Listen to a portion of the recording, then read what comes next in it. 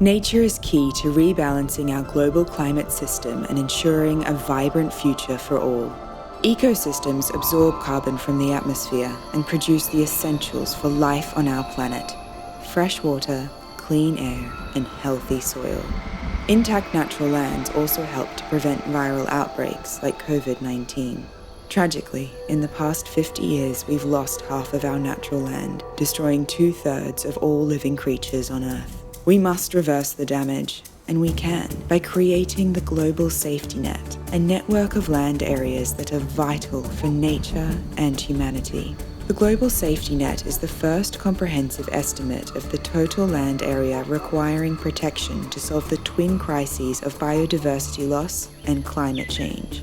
There are 6 main layers that make up the Global Safety Net. First are areas already protected by governments, totaling 15% of the planet's land. Second are species rarity sites. These are additional areas that need to be protected immediately before rare animals and plants are lost forever. Third are high biodiversity areas, groupings of plants and animals that are vital to maintaining our ecosystems. Fourth are large mammal landscapes, like the Pantanal wetlands of western Brazil, home to the world's largest jaguars. Fifth are areas with a large extent of intact wilderness, continuous forests, shrublands, and grasslands. Sixth are land areas that provide additional carbon absorption and storage, helping to stabilize our global climate system. The Global Safety Net also incorporates an analysis of potential wildlife corridors, areas of degraded land that can be restored to connect ecosystems back together, allowing nature to be more resilient as the Earth warms.